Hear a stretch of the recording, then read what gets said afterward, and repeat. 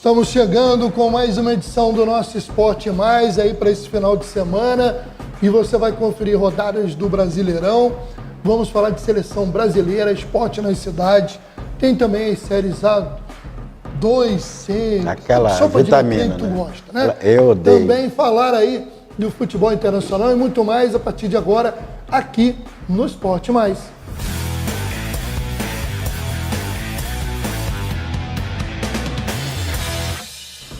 Bom, chegando com a nossa edição do final de semana. Bem, Tranquilo? tudo tranquilo. Beleza? Então tá. Então, Vamos seguir. Vamos começar, vamos justamente falar sobre os jogos. Tu fala aí, depois fala que não tem, vai estourar tempo, aí eu não posso falar nada. Vamos falar da rodada de quarta-feira do Brasileirão. Bom, Pedrinho, vamos confirmar os jogos, né, depois da parada aí do Brasileirão para a questão da data FIFA, né, com os dois amistosos da seleção. Tivemos a rodada com os seguintes resultados. O São Paulo venceu o Atlético Paranaense por 2-1 no Morumbi. Cruzeiro, falar o quê, né? É um time que não consegue fazer gol, parou, desaprendeu, um monte de atacante incompetente e perdeu mais uma nessa história. Perdeu para o Fortaleza por 1-0. Bom, rotina. Domina, chuta mais e perde o jogo. Na Vila Belmiro, 2-0 Corinthians em cima do Santos e fatos lamentáveis com a revolta da torcida do Santos atirando foguetes no gramado. O time deverá pegar uma punição severa, o que já agrava a situação de um time que parece frágil e que vai brigar contra o rebaixamento, assim como o Cruzeiro.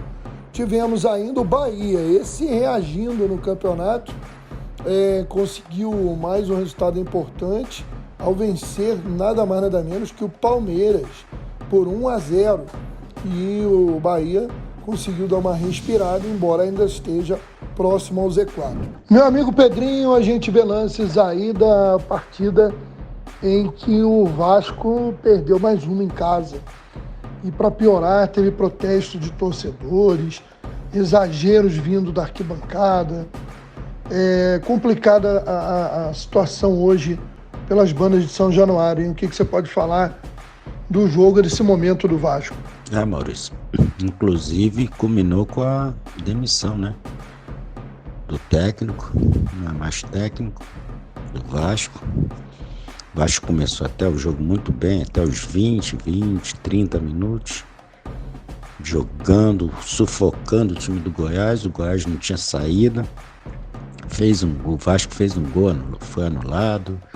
Nós tivemos também uma Puma e o Piton atacando muito, sufocando. E aos 44 minutos o Lucas do Goiás fez um gol, mas anulado também. O Vasco jogou bola na trave, tudo. Aí aquela coisa, né? Fez o gol, foi levando o jogo na maciota, começa o nervosismo, a torcida impaciente, já não aguenta mais a situação. A tragédia final, o Goiás faz um gol ali, achado ali na Bacia das Almas, e é isso. O Vasco hoje é uma confusão danada, a torcida reagiu muito mal, jogando sinalizadores dentro do campo, o time do Vasco acuado, o time do Goiás ficou em campo, uma vergonha danada. É tudo que a gente não precisa ver, né? Tinha que ter acabado já isso. Perdeu. Vai, sei lá, faz um movimento qualquer, mas sem violência, sem nada. Então o Vasco vive um momento muito difícil. Vai ter que ser reformulado, né? Trocar o pneu com o carro andando. E é complicado, muito complicado. Ainda teve aí acho que tem bons valores o Vasco, garotos aí vindo nessa confusão também, pode até queimá-los, mas ainda estão jogando bem. E é complicado, situação muito difícil. Vamos ver aí o próximo técnico, remontar time e começar um trabalho novo no meio do ano, como eu falei, com o carro andando. Complicada a situação do Vasco, muito complicado. Bom, Pedrinho, vamos falar agora, complicado também, o Flamengo, hein? 11 dias aí de treino, todo mundo achando que o São Paulo ia arrumar a casa para manter uma boa fase, né? Que o Flamengo vinha sem atuações brilhantes, mas pelo menos de bons resultados. Mas foi um desastre. Não foi só a derrota de 4-0 para o Bragantino. Quem viu os lances da partida viu um time totalmente apático, dominado. Eu arrisco dizer, hein, ô Pedrinho, não sei se você vai concordar comigo, mas o Bragantino perdeu a chance de uma goleada histórica no jogo dessa quinta-feira. Muito mal o Flamengo. Muito mal. Poderia ter tomado uma goleada assim. Entendeu? No final do jogo, o Sampaoli deixou ali entre linhas, né? Ele deu uma declaração e que estava muito surpreso com o que aconteceu. Quer dizer, isso me remete a algo, porque foram 10 dias aí de treinamento, 2 treinamentos por dia. Parece até que foi um boicote com o técnico, né? A imprensa, inclusive, falou muito disso ontem. Eu vi algumas resenhas. Mas um jogo assim, ligação direta, Flamengo fazendo ligação direta, chutão, entendeu? E o time do Bragantino com a bola tocando a bola, jogando, parecia que estava jogando com um time de terceira divisão. Eduardo Santos, Mosqueira fez 2, Alejandro também, 4-0, uma goleada histórica, né, para o Bragantino, que jogou muito bem, mas o Flamengo não se encontra.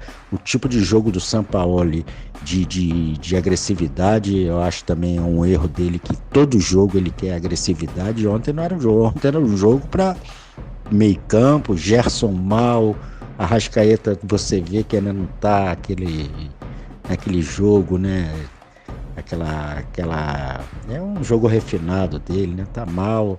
Pedro também, a bola não chega, quando chega quadrada. Então o Flamengo tem muito trabalho pela frente também. Tem elenco, tem, sabe, condições de melhorar, mas o que nós estamos vendo, eu não sei se o time está muito mal ou já querem derrubar o técnico. Eu opto pela segunda opção, porque jogar daquele jeito, e o Sampaoli todo mundo sabe que é um cara mesmo, que ele treina, ele é chato, e isso pode incomodar os jogadores. E infelizmente uma derrota aí terrível para o Flamengo, e vai precisar de muito trabalho aí pela frente. Foram 10 dias também você não conserta nada, mas estão falando até que o Flamengo está preferindo mais jogos para treinar menos, que 2 sessões num dia não é fácil não, mas vamos esperar aí. O Flamengo tem condição de melhorar e vamos ver aí daqui para frente o que acontece. Bom, para fechar, o único carioca que venceu na rodada foi justamente o líder do Campeonato Brasileiro. O Fogão venceu o Cuiabá 1-0. Jogou um tiquinho, né? Como o pessoal tem brincado aí, porque não jogou uma grande partida, mas com o gol do Tiquinho Soares venceu, gol de pênalti. O Botafogo não teve uma grande atuação, mas a rodada, em termos de resultado, foi excelente, né? Porque o Botafogo venceu e os concorrentes mais próximos ali, todos eles tropeçaram, né? O Botafogo precisou jogar só um tiquinho de nada para ganhar do Cuiabá. 1-0, gol de pênalti, tiquinho. Mas o primeiro tempo foi terrível. Primeiro tempo, o Cuiabá apertou, teve várias chances de abrir o placar, até ampliar para 2-0. O Botafogo não jogou nada no primeiro tempo. Segundo tempo já voltou com outra mentalidade, já mais aguerrido, com aquela composição de meio campo, ligação rápida com o ataque, mas também não foi isso tudo. E você falou bem, deu muita sorte mesmo de os concorrentes diretos, né? Todos eles perderam. Então o Botafogo bem aí, agora colocou umas 5 pontos, né, na frente do Palmeiras. E vamos ver, né? Mas tem que melhorar também. O Botafogo tem que melhorar mesmo ganhando. Tá ultimamente com as vitórias sofrendo mais, né? Para ganhar. E tem que melhorar. Tem trabalho, mais trabalho. Mas ainda assim é o primeiro, né? E é fácil também de entender, de oscilar. Jogadores muito cansados, um calendário que mata o futebol brasileiro, mas isso é papo para outra instância e tem que treinar e trabalhar. Falando de esporte na cidade, meu amigo Pedrinho, a gente destacou na última edição que tínhamos equipes aqui da região envolvidas no Campeonato Estadual de Seleções, categoria Sub-17. Campeonatos esses onde Magé e Guapimirim vem tendo nos anos anteriores grandes participações, inclusive decidindo o campeonato. Então a gente vai ver como que está as regiões, a serrana, no caso, né, de Guapimirim, Teresópolis, Petrópolis, e da Baixada, onde Magé está incluído. Vamos ver aí os resultados. Bom, a gente começa falando da região serrana, onde Guapimirim, após passar por Petrópolis, já avançou direto para a final, se beneficiou, né, no sorteio, só teve um jogo. Já Teresópolis, com um caminho um pouco mais longo, passou na primeira fase por Cachoeiro de Macacu e agora começou bem a segunda fase. No último sábado, derrotou São José do Vale do Rio Preto fora de casa por 4-1. Neste sábado, dia 24, decide no campo do Barra a sua vaga para a final contra Guapimirim. Já a região norte fluminense A, que tem aí a participação de Rio das Ostras, Carapebus, Macaé e Quissamã, vai ter ainda a definição da sua primeira fase. Macaé e Rio das Ostras largaram na frente. Macaé venceu Quissamã e Rio das Ostras a Carapebus, ambos por 4-2. E agora decidem com grande possibilidade de uma final entre as cidades vizinhas de Rio das Ostras e Macaé. Falando ainda de esporte local, destacar que em Teresópolis está acontecendo o Campeonato Municipal de Futsal Sub-23. A bola rolando no ginásio Pedrão. Aí para os jogos, essa semana, por exemplo, tivemos rodada na quarta e teremos mais uma rodada nesta quinta-feira, dia 22, e a gente vai atualizando o andamento da competição nos próximos programas. O time do Magé Futsal continua disputando aí o campeonato estadual adulto. A 7ª rodada vai acontecer aí nesse final de semana e após empatar com a equipe do Correias de Petrópolis, o time de Magé volta a jogar em casa, dessa vez recebendo a equipe do Barra Mansa. Magé é franco favorito. O jogo acontece sábado às 14h no ginásio poliesportivo Renato Medeiros. Ô Pedrinho, agora vamos falar aí dos amistosos do Brasil. Bom, Pedrinho, depois de vencer Guiné por 4-1, o Brasil dava esperança de ter uma atuação melhor aí contra Senegal, para o Ramon entregar 2 bons resultados, mas aí veio o desastre do início aí da semana, da última terça-feira. E aí, fala pra gente dessa goleada de Senegal no Brasil. Brasil passando sufoco contra Senegal. Jogo complicado, um momento muito ruim da seleção brasileira. Ramon, técnico interino, não acerta a mão, também é difícil, né? Nem treina. Como é que treina? Você junta jogadores de nome, alguns jovens valores que estão aparecendo e vai para a data FIFA aí. Eu não sei se arrumar um dinheiro, eu não sei qual é. A seleção num momento difícil, sem técnico, tem aí um compromisso com o Lancelotti, é o que estão falando. Daqui a 500 dias ele chega, então tem que ser visto muita coisa.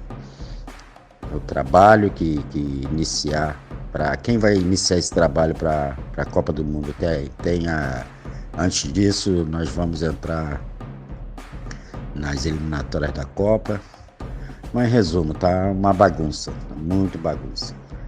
O jogo foi 4-2 para Senegal, Mané dando show, fazendo 2 gols. E Marquinhos fez um contra, fez um a favor. O time até começou bem, o Paquetá abriu o placar com a bela jogada do Vinícius Júnior. E não tem muito o que falar do jogo, não. O Brasil não levava 3 gols desde o 7-1 contra a Alemanha. lá no longínquo 2014. E conseguiu perder de 4-2 do Senegal em Portugal, um jogo e o time africano entrou mesmo parecia jogo de 3 pontos. O Brasil é aquilo, como todas as seleções se reúnem, mas não tem um esquema de jogo, não tem nada. Vai ser complicado esse ciclo aí antes da Copa, mas vamos esperar aí semana que vem o que a CBF fala. Bom, Pedrinho, vamos falar daquilo que você muito gosta, sopa de letrinhas. Série A2, Série Adoro. C e D do Brasileiro, Adoro. Série C do Carioca. Vamos lá? Então vamos falar disso. Alô Aragão, a você e a todos ligados com a gente. Final de semana muito agitado no Campeonato Carioca da Série A2, a nossa segundona. 5 jogos movimentaram a abertura da 6ª rodada, que marca metade da primeira fase da competição. Destaque para as vitórias do Artisul em cima do América e também do Olaria em cima do Friburguense. Equipe da Rua Bariri que agora é mais líder do que nunca. Na segundona chegou a 14 pontos com um ótimo resultado, enquanto o Artisul, também com o triunfo que teve diante do América, está muito perto da equipe da Zona Norte do Rio de Janeiro. Vamos trazer a partir de agora um apanhado geral de todos os jogos, da rodada e também do que esperar para o próximo meio de semana. E também tem Brasileirão da Série D, tem o Campeonato Carioca da Série C também entrando na sua fase decisiva. Tudo isso a partir de agora para a gente detalhar. Começando com a segundona, como eu disse, o Olaria conseguiu um grande resultado derrotando em casa o Friburguense pelo placar de 2-0. Quem esperava um jogo fácil por se tratar de um duelo do líder contra o Lanterna se enganou. O Olaria teve poucas chances de gol durante a primeira etapa, algumas na verdade, mas não tantas quanto a diferença na tabela de classificação poderia sugerir que tivesse, e o 0-0 se manteve até depois dos 30 minutos da segunda etapa, quando o atacante Antônio fez o primeiro gol do Olaria. Logo depois, Ian, lateral direito, aumentou a vantagem e definiu a difícil vitória por 2-0 do Olaria, que, como eu disse, também chegou a 14 pontos na tabela de classificação. Logo atrás vem o Artisul, que ganhou mais uma. Chegou aos 11 pontos, batendo o América no estádio Nivaldo Pereira pelo placar de 1-0. Gol marcado logo na primeira etapa, através do atacante Sampaio. Esse jogo também teve uma espécie de susto, uma imagem pouco usual nos jogos de futebol e que a gente sempre prefere não ver. O lateral direito Sanderson do América sofreu uma queda, bateu de cabeça no chão e chegou a ficar desacordado no gramado. Ele teve que ser reanimado para recobrar a consciência e isso aconteceu. Ele conseguiu recobrar a consciência, saiu de campo andando, lúcido, mas por precaução foi removido para um hospital próximo ao estádio Nivaldo Pereira, em Nova Iguaçu, de ambulância, para que pudesse ficar em observação. O América afirmou que o jogador está bem e que permaneceria nesse estágio de observação por parte da equipe médica do clube pelos dias seguintes. De qualquer maneira, tudo bem com o Sanderson, apesar da derrota da sua equipe pelo placar de 1-0. Outro jogo importante dessa rodada foi a vitória do Maricá, que também está ali brigando pela liderança ou pelas posições que estão próximas à liderança, derrotou o Macaé por 2-1, jogo esse realizado em Cardoso Moreira. Outros resultados dessa rodada, tivemos a vitória do Petrópolis em cima da Cabo Friense por 1-0, Petrópolis que se recupera depois de 4 jogos sem ganhar, e um empate entre Americano e Araruama, no estádio Arizão, em Campos. Esse foi o único 0-0 da rodada. Detalhe que o Americano chegou a ter um pênalti marcado a seu favor no segundo tempo, batido por Bruno Barbosa, mas defendido pelo goleiro Diego. Agora falando dos times do Rio na Série D, nesse último final de semana, a Portuguesa voltou a vencer e está virtualmente classificada para o mata-mata da competição. Jogou fora de casa contra o Vitória, no Espírito Santo, e ganhou pelo placar de 1-0. O gol foi de Marcelo Toscano, o atacante que já é o artilheiro geral dessa Série D, com 8 gols marcados. Quem também esteve em campo foi o Rezende, que empatou em casa contra o Real Noroeste do Espírito Santo pelo placar de 1-1. Já na Série C do Carioca, o São Cristóvão sagrou-se campeão da Taça Valdir Amaral, equivalente à primeira fase do campeonato. O time venceu neste domingo o Veracruz de Petrópolis por 2-1 na Rua Figueira de Melo. Chegou aos 24 pontos, mas como vai somar mais 3 do WO que terá contra o Bela Vista, a seu favor é claro na última rodada, está totalmente garantido com 27 pontos e portanto inalcançável na liderança da competição. O São Cricri vai então com vantagem para as quartas de final, para conseguir chegar então à decisão do campeonato. Lembrando que apenas os finalistas é que sobem para a Série B2, a quarta divisão ainda neste ano. Então o São Cristóvão, para subir, tem que passar primeiro pelas quartas de final e para as semifinais, e nas duas etapas vai ter a vantagem de decidir em casa e também de jogar pelo empate na soma dos resultados, já que os confrontos são em ida e volta. E também nessa rodada da Série C do Carioca, um jogo levantou suspeitas de manipulação. A vitória do Zinzani em cima do São José pelo placar de 11-0. É isso mesmo, hein? 11-0 fez o Zinzani em cima do São José de Itaperuna. E as suspeitas de manipulação foram muito além do placar em si. Lá no Acesso Carioca você tem os detalhes dessa informação. Foram 8 gols marcados em apenas 13 minutos. Logo no início do segundo tempo, o Zinzani danou a fazer gol, já vencia por 2-0, mas com 15 minutos da segunda etapa já estava 10-0. Jogadores do São José procuraram a reportagem e afirmaram que foram dispensados da equipe e que outros jogadores que não estavam regularizados foram escalados em seus lugares para que o time não perdesse por WO. Uma situação que promete ainda dar muito pano para manga. Outras informações você acompanha em acessocarioca.com.br. Valeu, Aragão. Grande abraço. Pedrinho, valeu, né? Um Certinho, abraço. bom final de semana. Igualmente.